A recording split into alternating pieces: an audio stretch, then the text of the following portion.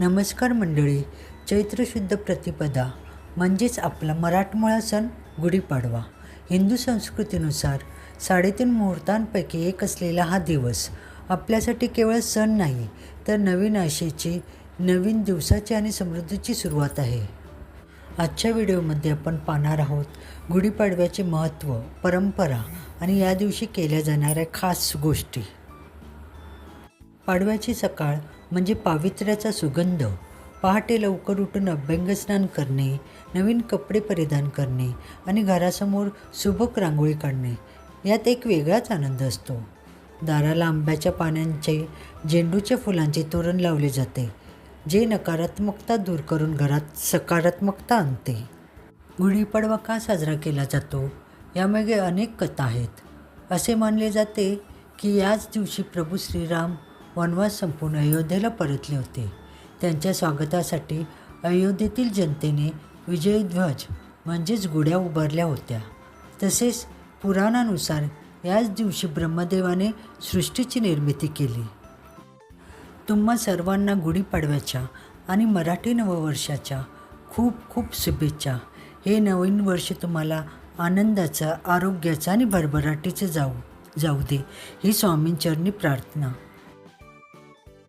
गुढीसाठी लागणारा तांब्या मी छान घासून पुसून घेतला आहे आणि आता त्यावर मी कुंकवाने स्वस्तिक काढत आहे. स्वस्तिक काढल्यानंतर तांब्याच्या अष्टबाजूला हळद कुंकाच्या रेषाही उमटवायच्या असतात.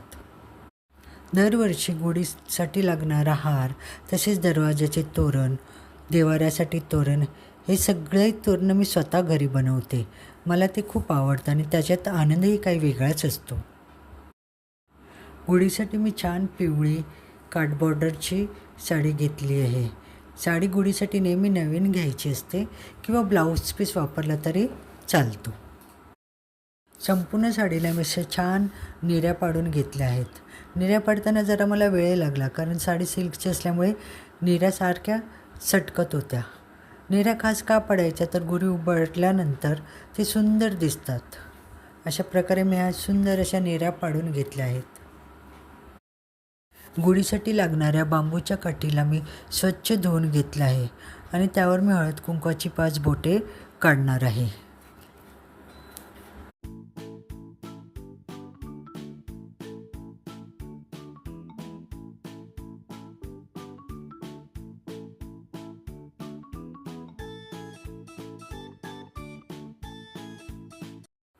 उंच बांबूच्या काठीला स्वच्छ धुवून तिला काठपदराची साडी किंवा खण गुंडाळला जातो.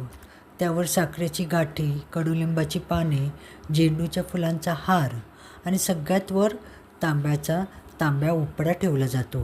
ही गुढी म्हणजे विजयाचे प्रतीक, उंच भरारी घेण्याची जिद्द ही गुढी आपल्याला शिकवते.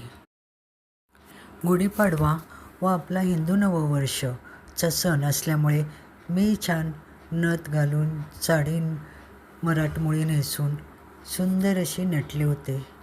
कारण आपले सण आपण असेच आनंदाने साजरे केले पाहिजे आणि आपण नाही केले तर आपल्या पुढच्या पिढीला या सणाबद्दल कसे समजणार, त्यांना कशी उत्सुकता लागणार. त्यामुळे आपणही छान नटून थटून हे सण साजरे केले पाहिजे. तरच आपल्या पुढच्या पिढीलाही या सणाची आवड निर्माण होईल. दरवर्षी आम्ही गुढी विंडोला असलेल्या ग्रिलमधून बाहेर काढून उभी करतो. त्यामुळे ती छान उभीही राहते आणि छानही दिसते. दरवर्षीप्रमाणेच यंदाही आम्ही अशीच गुढी छान अशी विंडोच्या बाहेर उभी केली आहे आणि तिचं काठ बॉर्डर दिसण्यासाठी मी तिला थोडेसे डबल टेपने काठीला चिटकून काठ बॉर्डर दिसण्यासाठी प्रयत्न केला आहे. गुढीच्या खालीच टिपॉयवर मी छान असं वस्त्र अंतरलं आहे आणि त्यावर सुपारी, नाणं याचा विडा ठेवला आहे. तसेच नारळ ठेवला आहे आणि नैवेद्य म्हणून मी दूध साखर ठेवली आहे. जेवणाचा तर मी नैवेद्य दाखवणारच आहे, परंतु मी दूध साखरेचाही नैवेद्य दाखवते आणि छान निरंजन पेटवून मी सुंदर आरती केली. तसेच आज हिंदू नववर्ष, तर देवाराही छान मी फुलांनी सजवलं आहे. मला ही अशी सजावट करताना खूप आवडतं. देवाऱ्यावरही मी आंब्याचा टाळा लावला आहे आणि सुंदर असं देव घासून पुसून स्वच्छ करून छान असे पूजा केली आहे. सुंदर अशी पूजा झाली की मन प्रसन्न होतं आणि घरात एक वेगळाच उत्साहाचं वातावरण तयार होतं. खूप सुंदर वाटतं. असं वाटतं की सण आहे. पाडव्याच्या दिवशी कडुलिंबाची पाने, जिरे, ओवा, हिंग आणि गूळ एकत्र करून प्रसाद दिला जातो. चवीला हा प्रसाद कडू असला तरी आरोग्यासाठी तो अमृतासमान आहे. नवीन ऋतू सुरू होताना शरीराची प्रतिकार शक्ती वाढवण्यासाठी आपल्या पूर्वजांनी ही वैज्ञानिक पद्धत सुरू केली आहे.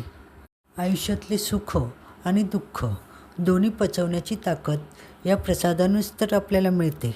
सण म्हटला की गोडधोड आलीच. गुढीपाडव्याला महाराष्ट्रात घराघरात श्रीखंडपुरी किंवा पुरणपोळीचा बेत असतो. नवीन वर्षाची सुरुवात करण्यासाठी संपूर्ण कुटुंब एकत्र बसून या भोजनाचा आस्वाद घेतात. मीही अशा छान पुऱ्या आणि श्रीखंड केले आहे आणि छान असा मी गुढीसाठी आणि देवासाठी नैवेद्य काढला आहे. मी गुढीलाही नैवेद्य दाखवते आणि देवालाही नैवेद्य दाखवते. संध्याकाळी सूर्यास्ताच्या अगोदर गुढी खाली उतरवली जाते. मी आता गुढी उतरवण्याची तयारी करत आहे. गुढी उतरवण्या अगोदर मी परत एकदा हळद कुंकू लावते गुढीला, आरती करते आणि मानाने तिला खाली उतरवते. गुढी खाली उतरवल्यानंतर मी ती स्वामींच्या चरणी ठेवली आणि परत तिला एकदा छान नमस्कार केला आणि स्वामींना प्रार्थना केली की हे हिंदू नवीन वर्ष आहे, तर हे नवीन वर्ष सगळ्यांना सुखाचं, समृद्धीचं, आनंदाचं, आरोग्याचं आणि भरभराटीचं जाऊ दे. व्हिडिओ आवडला असेल तर लाईक करा आणि तुमच्या आठवणी कमेंट्समध्ये नक्की सांगा. धन्यवाद. परत भेटू एका नवीन व्हिडिओसोबत. स्वामी समर्थ. जय जय स्वामी समर्थ.